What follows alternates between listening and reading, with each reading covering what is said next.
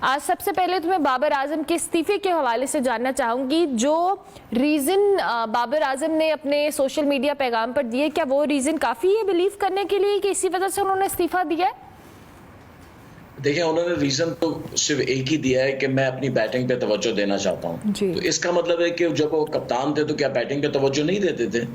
ये कोई रीजन नहीं है, बल्कि असल कहानी ये है कि बाबर आजम से इस्तीफा लिया गया है। बाबर आजम को जुलाई में ही बता दिया गया था कि अब आप कप्तान नहीं रहेंगे, लेकिन उसके बाद वो कुछ कोशिश कर रहे थे शायद वो कप्तान रह सकें। लेकिन अभी जो कनेक्शन कैंप हुआ है उसमें एक बार फिर गैरी कर्स्टन ने बिल्कुल वाज़ेह कर दिया है कि मैं हेड कोचिंग उसी वक्त करूंगा जब नया कप्तान होगा, क्योंकि बाबर आजम में वो सलाहियत नहीं है। और दूसरी बात ये, बाबर आजम के साथ जो उनके साथी खिलाड़ी हैं वो उनसे बहुत नाला है, उनका रवैया, उनके बात करने का अंदाज, ये सब चीज़ें जो है उन्होंने बाबर आजम की शख्सियत को एक मुतनाज़े शख्सियत बना दिया है। लेकिन सवाल ये है कि बाबर आजम के बाद जो कप्तान बन रहे हैं वो भी तो बाबर आजम की कैंप के एक रुकन कहे जाते हैं, और उनके साथ भी प्लेयर्स का, खिलाड़ियों का रवैया उनका सही नहीं है।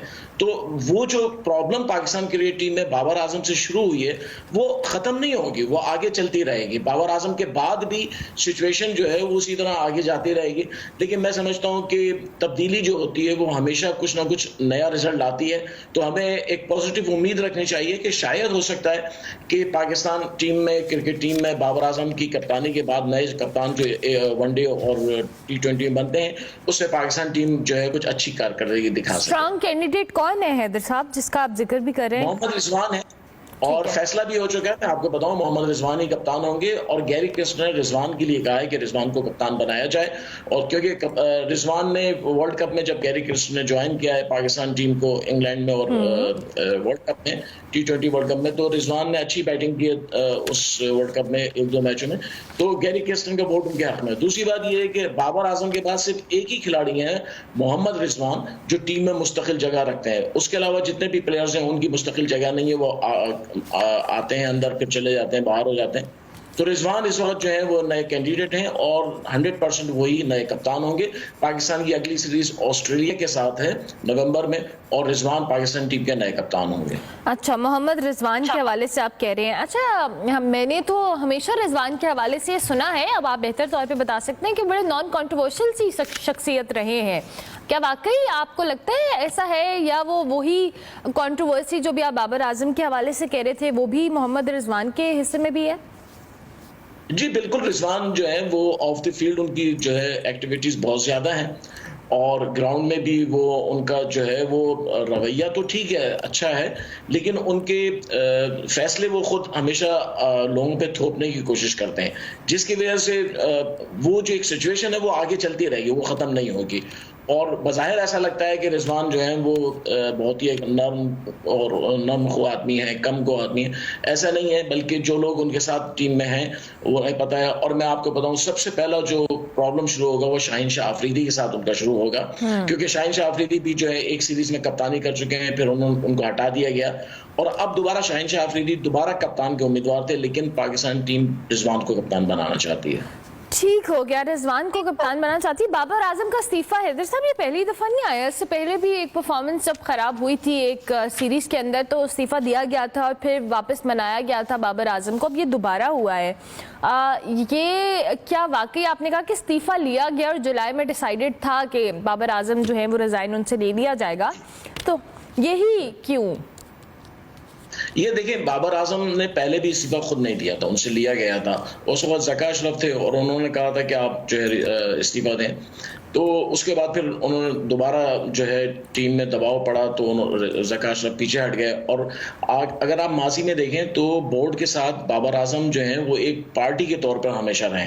जो भी पाकिस्तान क्रिकेट बोर्ड के चेयरमैन रहते हैं, बाबर आजम उनके सामने खड़े रहते हैं। और अब चूंकि मोहसिन नकवी हैं, और मोहसिन नकवी जो है वो बाय नेचर बिल्कुल डिफरेंट हैं, क्योंकि वो चेयरमैन क्रिकेट बोर्ड किसी एहसान के तौर पे नहीं बने। इससे पहले जितने भी बने, नजम सेठी साहब हो, रमीज राजा हो या ज़का अशरफ हो, ये सब इनके लिए एक एहसान था कि पीसीबी के चेयरमैन बना दिए गए हैं। लेकिन मोहसिन नकवी जो है वो सूरत हाल जो इस वक्त पाकिस्तान की, उसमें आप समझ सकती हैं कि मोहसिन नकवी जो है एक बड़ी प्रोमिनेंट पर्सनालिटी है पाकिस्तान की। तो वो पीसीबी के चेयरमैन होकर अपने फैसले जो हैं वो खुद कर रहे हैं, वो किसी के दबाव में नहीं आ रहे हैं। और यही वजह है कि बाबर आजम जो है वो भी अब जो है पीछे हट गए। उनको पता चल गया है कि अब वो पहले वाली सिचुएशन नहीं है, वो ऐसा नहीं होगा जैसे वो अपने बातें मनवा लेते थे। जैसे उन्होंने ज़का अशरफ के ज़माने में अपने तनख्वाहें बढ़वाई और 3 गुना ज़्यादा 4 गुना ज़्यादा तनख्वाहें करवा ली थी इन लोगों ने दबाव डाल के, लेकिन अब ऐसा कुछ होने वाला नहीं है। तो इसीलिए अब टीम देखा जाए तो मजमूई तौर पर पाकिस्तान क्रिकेट में अब थोड़ा सा नज़्म-ज़ब्त नज़र आता है और गैरी किर्स्टन के आने के बाद जो है वो और भी बढ़ गया है, क्योंकि गैरी किर्स्टन एक बहुत अच्छे एडमिनिस्ट्रेटर समझे जाते हैं। तो अब बाबर आजम या और ऐसे लोग जो अपने आप को, अपनी शख्सियत को हमेशा सुपेरियर समझते हैं, अब उनके लिए पाकिस्तान क्रिकेट में इतनी कोई जगह नहीं रही है और हर एक को टीम के कोर्ट के मुताबिक चलना है। हैदर साहब, अभी आपने बात की कि पहले से जो आए थे मोहसिन नकवी साहब से पहले जो चेयरमैन पीसीबी थे वो किसी मकसद के तहत आए थे, तो आपके मुताबिक जो मैं आपकी बातों से जज कर पाई कि इनकी जो सिलेक्शन है वो मेरिट पे हुई है और जो उनके फैसले हैं, डू यू थिंक कि ये बिल्कुल ठीक फैसले वो कर रहे हैं टीम के ओवरऑल जो सर्जरी करने का कह रहे थे, या ओवरऑल टीम के हवाले से जो वो फैसले कर रहे हैं as a chairman cricket board?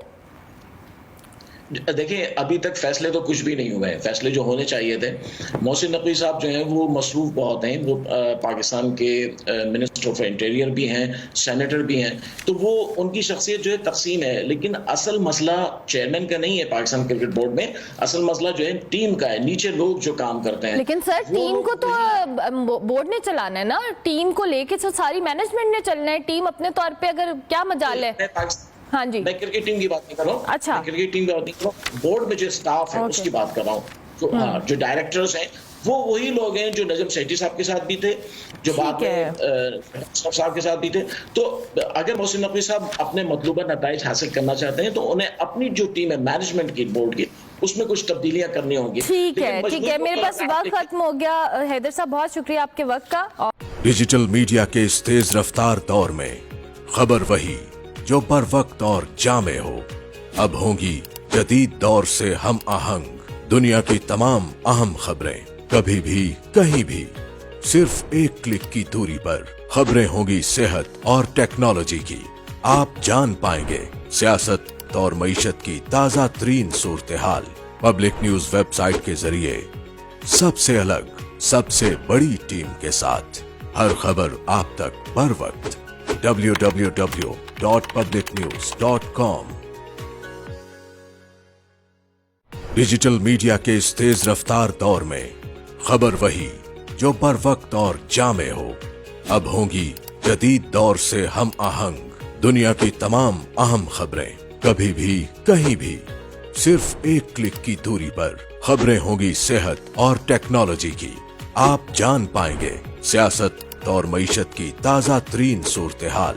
Public news website के जरिए सबसे अलग, सबसे बड़ी टीम के साथ हर खबर आप तक बर वक्त। www.publicnews.com।